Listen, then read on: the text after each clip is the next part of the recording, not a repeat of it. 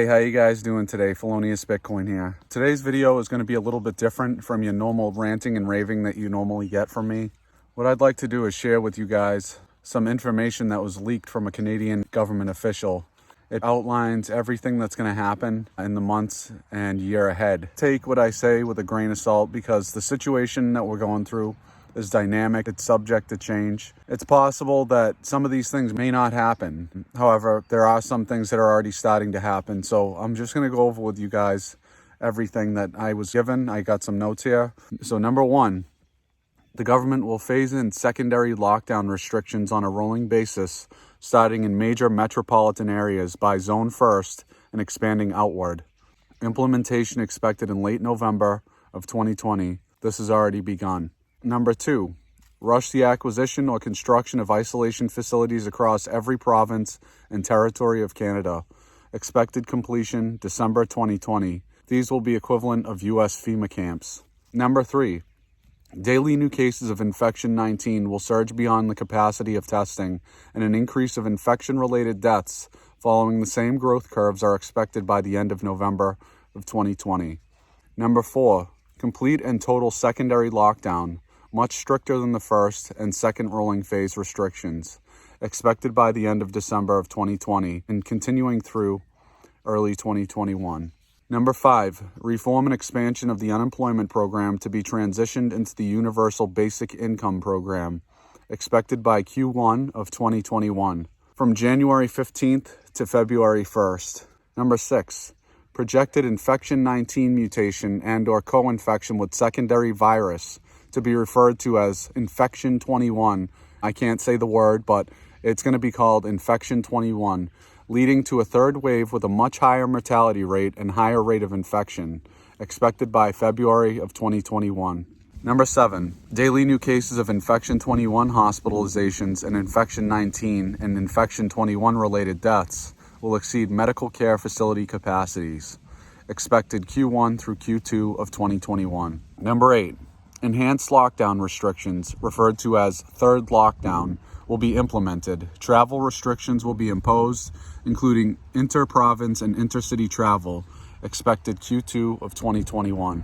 Number nine, transition individuals into the Universal Basic Income Program, expected by April-May of 2021. Number 10, projected supply chain breakdowns, inventory shortages, and systemic and large economic instability, expected late Q2 of 2021. Number 11, deployment of military personnel into major metropolitan areas as well as all major roadways to establish travel checkpoints, restrict travel and movement, provide logistical support to the area, expected by late Q2, early Q3 of 2021. My source tells me that it's possible that Point 11 will actually begin as soon as the Universal Basic Income Program is implemented in March or April of 2021. Number 12, along with the provided roadmap, the Strategic Planning Committee was asked to design an effective way to transitioning Canadians to meet this unprecedented economic endeavor, one that will change the face of Canada and forever alter the lives of Canadians. I'm told from my source that these bullet points will precede the implementation of the full debt relief of all Canadians funded by the International Monetary Fund, where all citizens will be required to hand over ownership of all privately held properties to the Canadian federal government in exchange for the forgiveness of all debt. This will eventually be known as the World Debt Reset Program and will be implemented in every nation on earth around the same time.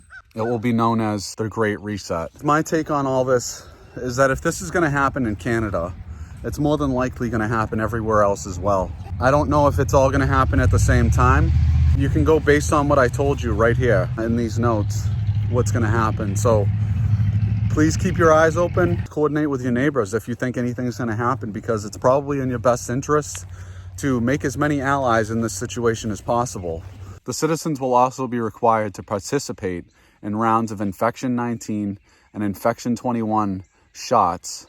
There will not be one shot, there will be many. They will be given an ID card that allows them to travel outside their community and to certify that they are safe citizens. My source also states that President Donald Trump has been on these plans since the beginning, when he signed on to the United States-Mexico-Canada Agreement, USMCA deal, and the later stimulus bills, he set the stage to devastate the US economy and to sign on to the UN's Agenda 21 scheme. As far as what I just read to you, it's up to you guys to look into this. My sources, for the most part, are very credible. I don't think that this is any joke by any stretch of the imagination. I think that this is already starting to happen. The Canadian government has been ordering hydraulic guillotines, which they later changed the name to hydraulic paper cutters instead of hydraulic guillotines. For those that don't know, guillotines used in medieval times is used to behead people. My take is that if I had to guess what they would be doing with these is killing people that don't want to comply with their rules.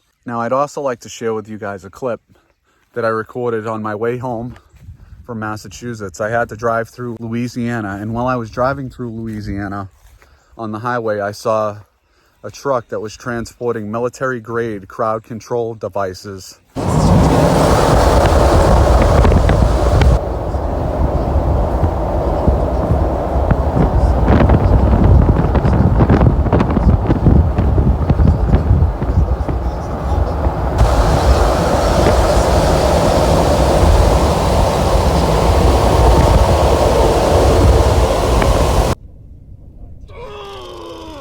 A wave of extreme heat that comes from nowhere.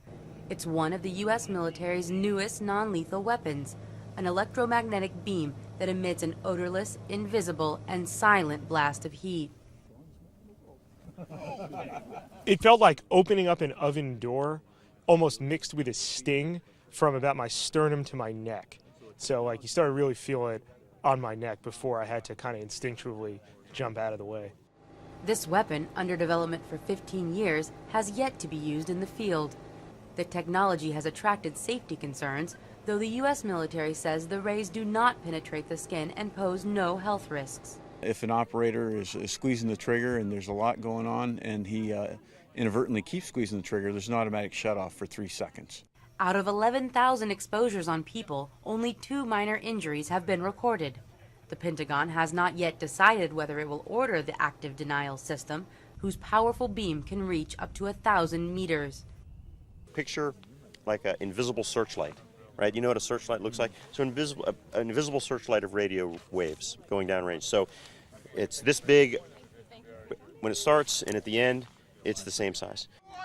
Eventually, the weapon could be put to a wide array of uses, such as thwarting hostile attacks, dispersing mobs, and reinforcing security. For now, it remains just a prototype. These things supposedly blast 5G.